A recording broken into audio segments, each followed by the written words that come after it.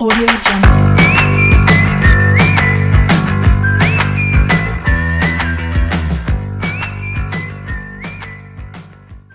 Assalamualaikum warahmatullahi wabarakatuh. Halo anak-anakku semua, apa kabarnya hari ini? Hari ini kita bertemu lagi dalam pelajaran fikih bab muamalat. Saat ini kita akan membahas tentang qirat. Mungkin di antara kalian sudah ada yang tahu apa yang dimaksud dengan qirat? Ya, qirat adalah kerjasama dalam bentuk pinjaman modal tanpa bunga dengan perjanjian bagi hasil.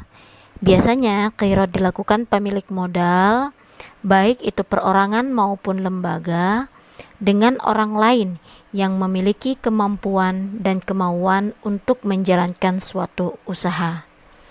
Besar atau kecilnya bagian tergantung pada permufakatan atau kesepakatan kedua belah pihak.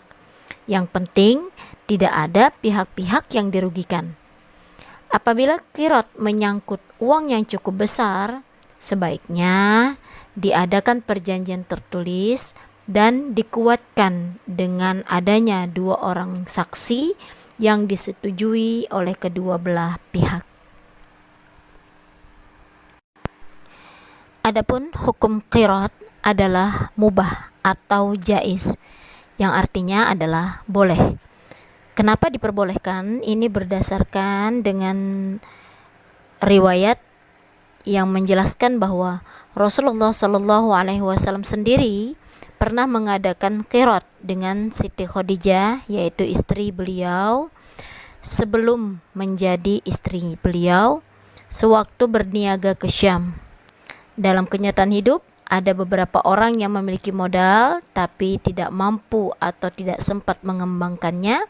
Sementara itu di pihak lain, ada yang memiliki kesempatan dan kemampuan berusaha tapi tidak memiliki modal. Nah, Islam memberikan kesempatan kepada keduanya untuk mengadakan kerjasama dalam bentuk qirat. Rukun qirat ada 4. Yang dimaksud dengan rukun adalah sesuatu yang harus ada, dan apabila tidak ada salah satunya maka qirat akan menjadi batal. Rukun yang pertama adalah adanya pemilik modal dan penerima modal. Pemilik modal dan penerima modal syaratnya harus dewasa, sehat akal, dan sama-sama rela. Maksud rela di sini adalah sama-sama tidak terpaksa atau tidak ada paksaan untuk melaksanakan qirat ini.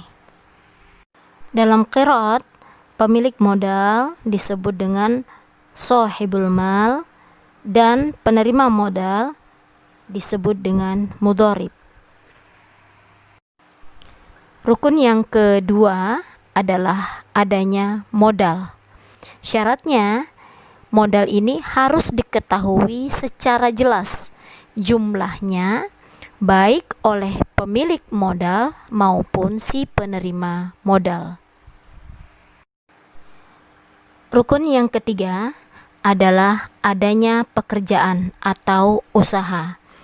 Syaratnya adalah jenis pekerjaan atau usaha ditentukan sendiri oleh penerima modal sesuai bakat dan kemampuannya. Pemilik modal perlu mengetahui jenis pekerjaan tersebut. Rukun yang keempat adanya keuntungan atau laba. Besar atau kecilnya bagian keuntungan hendaknya dibicarakan saat mengadakan perjanjian. Misalnya, pemilik modal memperoleh 40%, sedangkan penerima modal 60%, ataupun sebaliknya. Sistem bagi hasil keuntungan inilah yang sering kita sebut dengan mudharabah, sehingga qirat juga seringkali disebut dengan istilah mudharabah. Agar qiraat ini dapat terlaksana dengan baik, maka hal utama yang harus ada di dalam qiraat ini adalah kejujuran dan amanah. Baik penerima maupun pemilik modal haruslah saling mempercayai dan dapat dipercaya. Karena tanpa kedua hal tersebut, tidak mungkin atau mustahil kerjasama atau qiraat ini akan terlaksana dengan baik.